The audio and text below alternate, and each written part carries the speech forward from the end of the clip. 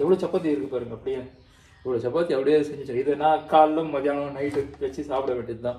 எனக்கே அப்படியே சாப்பிட்டா சளி பிடிச்சிக்கும். ஏன்னா நான் இப்போ ஸ்வீட்டான பொருள் எதுவுமே சாப்பிட்றது கிடையாது. சரி, ஸ்வீட்டு சாப்பிட்றது கிடையாது.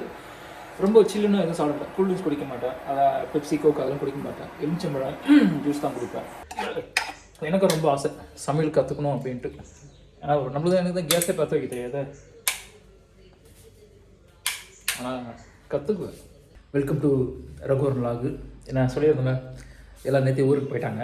இன்றைக்கி தம்பி இன்றைக்கி காலைல ஆஃபீஸ் போனான், அப்படியே கிளம்புறான் அப்படின்ட்டான். மேரேஜ் இது இன்றைக்கின்னு தெரியல, எனக்கு தெரிஞ்சு நாளன்னைக்கு மேரேஜ்னு நினைக்கிறேன். இதோட அவங்க சனிக்கிழமை தான் வருவாங்க. அதுக்கப்புறம் 19ஆம் தேதி மறுபடியும் திண்டிவனத்தில் என் பொண்ணு வீடு விழுப்புரம், திண்டிவனத்தில் ரிசப்ஷன் போல இருக்குது. அதேமாரி பாருங்க, அவங்ககிட்ட நான் எப்போவுமே சொல்லுவேன் எதுவுமே பண்ணிட்டு போகாதீங்க நம்மகிட்ட. அப்படியே அவங்க கேட்கவே மாட்டாங்க. நேற்று மட்டும் அவங்க ஒரு 25 சப்பாத்தி சுட்டு வச்சுருந்தாங்க. நேற்று நைட்டு நானே வந்து ஒரு 7 சப்பாத்தி சாப்பிட்டேன். அவங்க நைட்டு சாப்பிட்டான். அப்போ மீதி வந்து காலைல சாப்பிட்டான். அதுக்கப்புறம் இன்னும் மீதி எத்தனை இருக்குது, ஒரு எப்படி ஒரு 10 சப்பாத்தி இருக்கிட்டே இருக்கும். அவங்ககிட்ட தான் பிரச்சனையே. எதனா செய்யாதீங்கன்னா கேட்கவே மாட்டாங்க. கஷ்டப்பட்டாவது செஞ்சுருவாங்க அவங்கள பொறுத்த வரைக்கும். இன்றைக்கி நேற்று கிடையாது. அவங்க அப்போ ஒரு நான் சொல்கிறது ஒரு 20-25 வருஷத்துக்கு முன்னாடி, 20 வருஷமா 30 வருஷத்துக்கு முன்னாடியே அவங்க அப்படி தான். எதையுமே சரி அவங்களால முடியலனாலும் செஞ்சு வச்சுருவாங்க. அதுதான் சொல்கிறேன். எவ்வளோ சப்பாத்தி இருக்குது பாருங்க. அப்படியே இவ்வளோ சப்பாத்தி அப்படியே செஞ்சு இதை நான் காலைல மதியானம் நைட்டு வச்சு சாப்பிட வேண்டியது தான். நான் சொன்னேன் நான் வெளியில் சாப்பிட்டுக்கிறேன்னா, அப்போ அவங்க கேட்கல. அந்த மாதிரி. அது மட்டும் இல்லாமல் வேர்க்கடலை வாங்கி வச்சுட்டு போயிடுறாங்க. எனக்கு வேர்க்கடலைலாம் ரொம்ப பிடிக்குன்ட்டு வேர்க்கடலை அதை சொல்லிட்டே போனாங்க. வேர்க்கடலை இருக்குது தீத்துரு அப்படின்ட்டு. எப்படியும் 1/2 கிலோ இருக்குன்னு நினைக்கிறேன். கண்டிப்பாக நான் தீத்துருவேன். ஏன்னா என் வாங்கி சும்மா இருக்காது. அதுக்கப்புறம்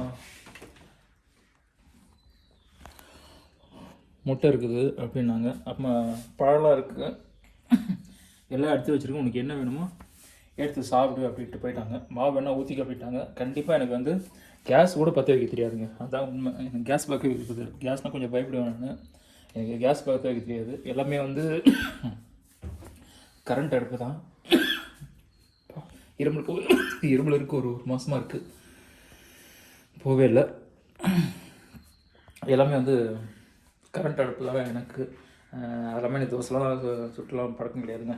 அதனால் வெளியில் தான் சாப்பிட்ருவேன். முடிஞ்ச வரைக்கும் பழம்லாம் எடுத்து வச்சுருக்கேன் அப்படின்னாங்க. 4 நாளைக்கு தேவையான எடுத்து வச்சுருக்கேன் அப்படின்னாங்க. அவங்க வரும்போது மோஸ்ட்லி எல்லாத்தையும் காலி பண்ணிவிடுவேன்னு நினைக்கிறேன். சொல்லிட்டே போனாங்க நீ எல்லாத்தையும் சாப்பிட்ருவி அப்படின்ட்டு. 3 நாள் கஷ்டமாக இருக்கும். நம்ம நினைக்கிறோம் வீட்டில் ஆளுனா சந்தோஷன்ட்டு. ஒன்றுமே கிடையாதுங்க. கூட்டமாக இருந்தால் தாங்க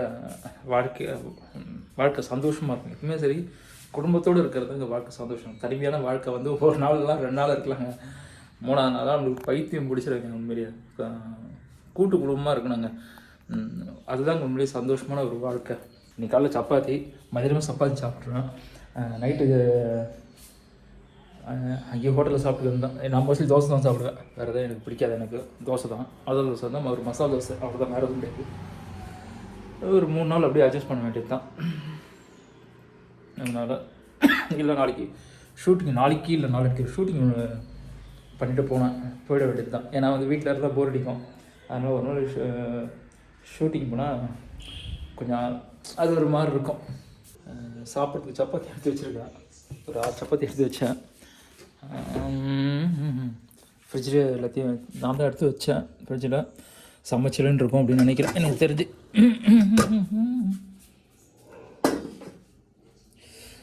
ஃப்ரிட்ஜில் சாப்பிட்டு பழைய சோறு வச்சுருக்கேன். அப்புறமா ஓடும், ஒரு நாள் ஓடும்.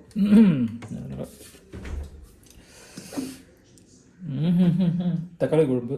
ஆனால் எனக்கு தெரிஞ்சு பயங்கர சில்லுன்னு இருக்கும். நேற்று நைட்டு வச்சது. ஏற்கனவே கிளைமேட் ஒரு மாதிரி இருக்குது. அதனால் கண்டிப்பாக ரொம்ப சில்லுன்னு இருக்கும் எனக்கு தெரியும். அதனால தான் முன்னாடியே அவங்ககிட்ட ஃபோன் பண்ணி கேட்டேன், இது மாதிரி வந்து இந்த பாத்திரத்தில் வைக்கலாமா அப்படின்ட்டு. சின்ன தெரியல.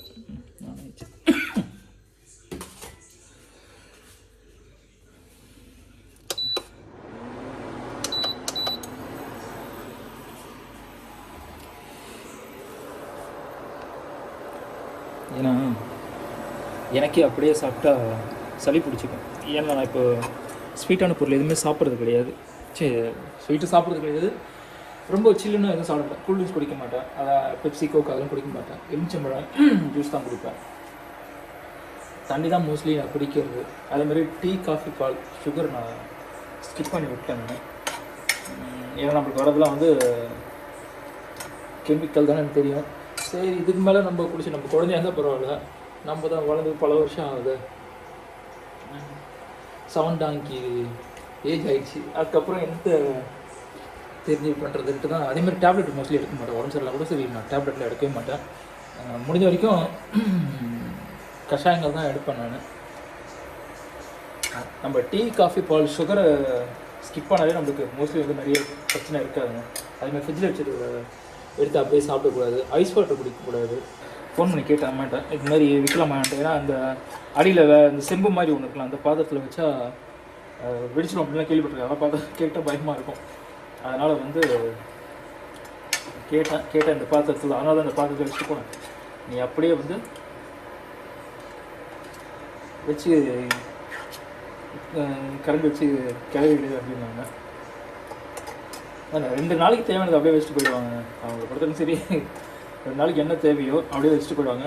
போன தடவையும் ஊருக்கு போனாங்க என் தம்பி குழந்தைக்கு பேர் வைக்கிறேன்ட்டு. அதுக்கு நான் போகலை. ஆனால் அடுத்த மாதம் 19ஆம் தேதி அவருக்கு தூக்கம் கொடுப்பாங்க. அதாவது இந்த அவங்க அதாவது கேரளாவில் ஒரு பேர் ஒன்று சொல்லுவாங்க. அது ஆக்சுவலாக அந்த கோயில் வந்து கேரளா தான் பேர். தூக்கம் கொடுக்குறதுனாங்க எனக்கு சரியாக அது போய் டீட்டெயில்ஸ் வரல. ஆனால் இந்த அளவுக்கு கண்டிப்பாக நான் வந்து தூக்கத்துக்கு போவேன். ஆனால் எங்கள் வீட்டில் கேட்டால் நான் வரலன்னு தான் சொல்லுவேன், சரிங்களா? ஆனால் கண்டிப்பாக நான் போவேன். இது அவங்களுக்கு சஸ்பென்ஸாக இருக்கட்டும். அதனால தான் கண்டிப்பாக நான் என்ன கேட்டால் சரி ட்ரெயின் புக் பண்ணுவாங்க, நான் வரலன்னு தான் சொல்லுவேன். ஆனால் கண்டிப்பாக நான் போவேன் கேரளாவுக்கு. ஏன்னா போகணும்னு ஆசைப்பட்றேன் எங்கள் அந்த குழந்தைக்காக.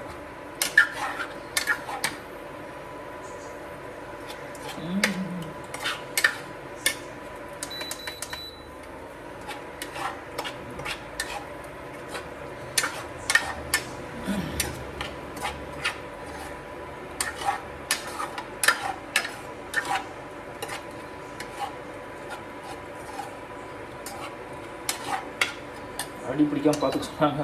அதுக்கு அடி பிடிச்சா குழம்பு கஷ்டப்படணும்.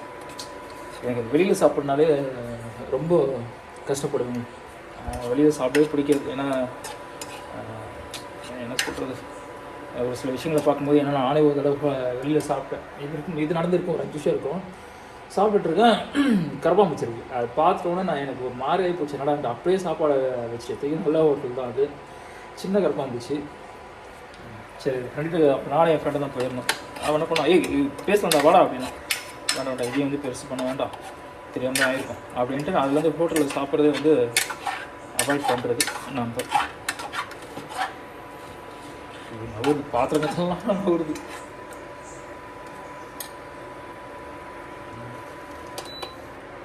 போதும்னு நினைக்கிறேன் எனக்கு தெரிஞ்சு.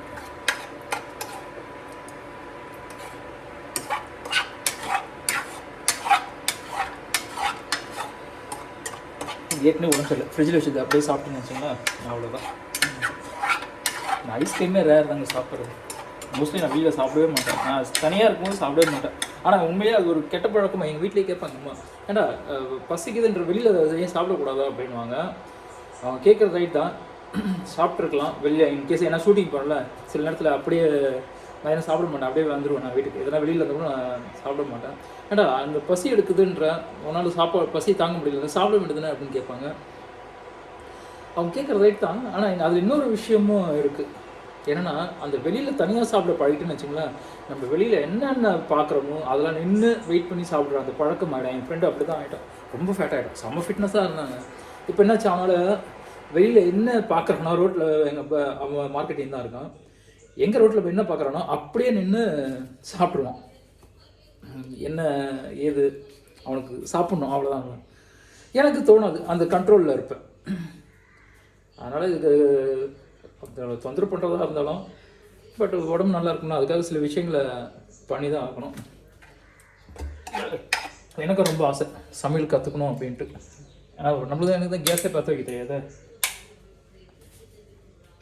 ஆனால் கற்றுக்குவேன், முடியாதுன்னு ஒன்று கிடையவே கிடையாதுங்க லைஃப்பில். அதுதான் உண்மை. சரிங்களா? சில பேருக்கு ஃபஸ்ட் அட்டம்ப்ட்லேயே கிடச்சிடும், சில பேருக்கு 10வது அட்டம்ப்டில் கிடைக்கும்.